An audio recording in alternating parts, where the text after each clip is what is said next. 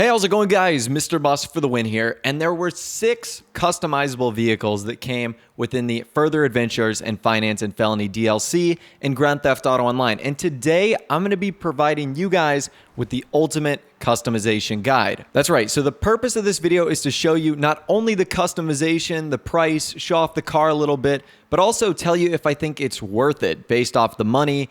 And you can see for the customization for yourself and then ultimately make that determination for yourself. Now, what I'll also do in the description is leave some timestamps so that if you're only interested in 1 or 2 cars, you can check that out and then you can bolt on to another video or like a live stream that I'm going to be doing a little bit later on. So hopefully that helps you out too and makes navigating this video a little bit easier. So let's start with the first vehicle, and that would be the Pegassi Reaper. That's right, this one turned out to be a little bit cheaper than we all anticipated. The Reaper is one of the supercars of this update, and it's available for $1.595 million, basically $1.6 million. So not that expensive when you compare it to some of the other supercars in the game. However, unfortunately, when you get to the Los Santos custom shop, there is not a lot of customization. You know, the Reaper is a beautiful looking vehicle. It takes hints from the Hypersport, the Huracan. So it is kind of a shame that it doesn't have a lot of customization. In fact, really the only thing you can do is apply a different spoiler and then apply a different color paint. That's pretty much it. There's no options for the hood, the exhaust, the grille, anything. Now, what is kind of cool about the Reaper is its unique wheels. It has some pretty killer stock wheels that I just refuse to remove. In fact, it's got like a Pegassi logo built into the center cap, which looks really, really beautiful in my opinion.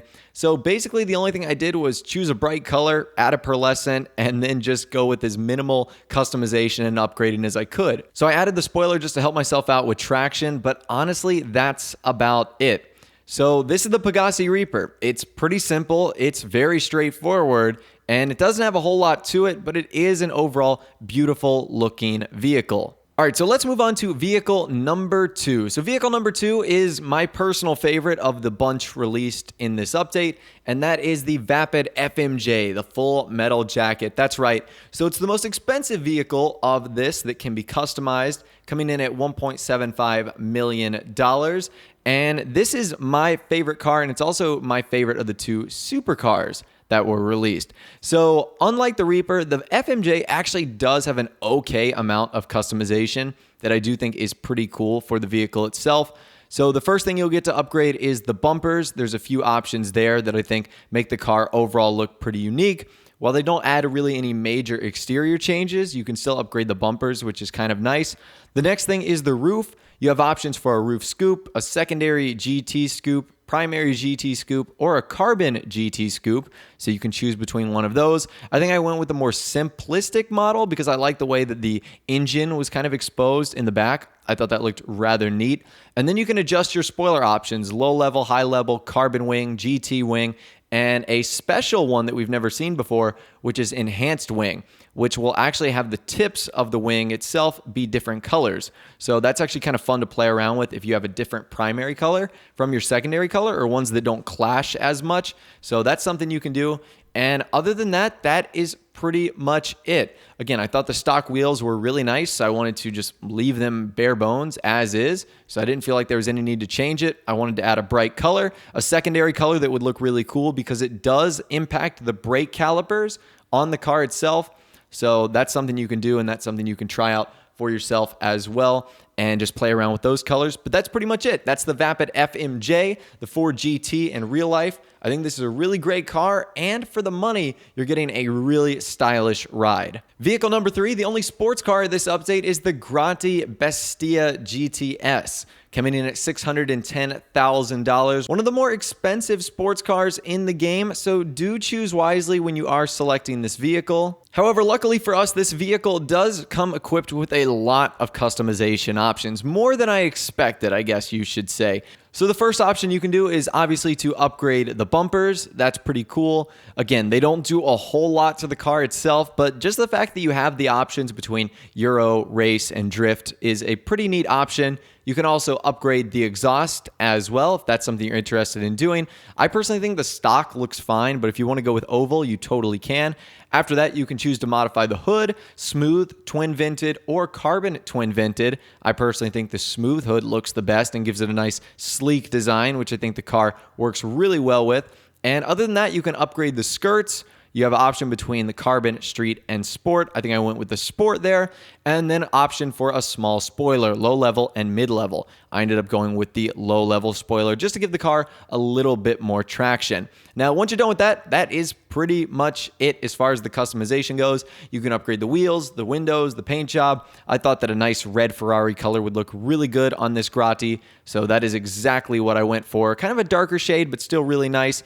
And once again, I didn't really mess around with the wheels because the stock wheels that Rockstar provided looked really great. So I didn't want to mess anything up. It just looked really good. We'll touch on the wheels a little bit later on some of the other cars. But for now, that looks pretty good. And that was the final result of my Grotti Bestia GTS. Really cool looking. Not the fastest sports car in the game, but it is really unique. And you can really make this car look special and just give it a really great overall finish. The next vehicle we're going to be looking at today is the Benefactor XLS. Now, there are two variants to the XLS, the regular one, which is $253,000, and the armored one, which is slightly more expensive, coming in at $522,000. Now, I'm not going to be customizing both. That obviously sounds silly, and quite frankly, it's really not necessary because there is not a lot of customization to this vehicle. In fact, there's nothing you can add to it. Nada, zilch, absolute zero, nothing you can do to it. So the only thing I did was change the paint job and change the wheels because that's really all you could do. So I went with a simple ice white matte finish, and I think that white and black go really well together. So I wanted to pair it with some black wheels, and that's exactly what I did. Just threw on the darkest windows possible. And honestly, that was it. That's all that I was able to do in this vehicle, and nothing else was put on there because Rockstar didn't put any customization on there. So this is the Benefactor XLS. I'm guessing more of you guys will use this as an armored variant, more or less than a civilian one. But if you're looking for a classy SUV, this one does look amazing. Up next, we have a modification to an existing vehicle, the ENUS Windsor. And this one is the drop version, which means it's the convertible version. And because it is special, Rockstar has yanked up the price $900,000 for the ENUS Windsor drop. However, it does come with a pretty cool feature, as I'll talk about in a little bit. So, like our last vehicle, again, has absolutely zero customization, none, zilch, absolute none whatsoever.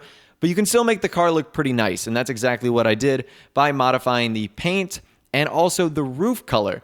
So I wanted to go with a classic look, so I applied both a cream for both my primary and secondary, and then an ice white finish just to give it a little bit of shine. And I told you it had some special features on there. You can actually adjust the roof options. That's right, you can change the roof color of that cloth top. So I think I ended up going with like a candy red that ultimately looked really good with the red brake calipers that were built into the car. And it also looked really nice because it gave some bright color to a pretty neutral base, which was that cream primary and secondary. So I overall love the way that this car turned out. I think the ENUS Windsor is a beautiful car, although I'm not sure I can get behind that price of $900,000. That's pretty expensive for the kind of car you're getting, and honestly, what you'll probably use for it. So now let's move on to the final customizable vehicle of this DLC, and that is the Bravado Rumpo Custom, the only vehicle that appears on the Southern San Andreas Super Auto site, and sadly, it's a little underwhelming also. So it's only $130,000, which is not bad at all, and the design and the overall look is pretty cool, but when you take it into the Los Santos Custom Shop, you will soon see why I'm kind of disappointed. One, it's not armored, which I've touched on in previous videos. That's kind of a disappointment. And number two, you can't change any of the awesome stuff that's already on this car, like the brush guard on the front, the kind of rack on the top, the rack that goes on the back, the stepping stone thing that allows you to get up to the door a little bit easier. What the heck, Rockstar? This is a cool car that we'd love to customize, yet you added no customization. Such a bummer. Like, really bummed me out when I saw this. Just so much.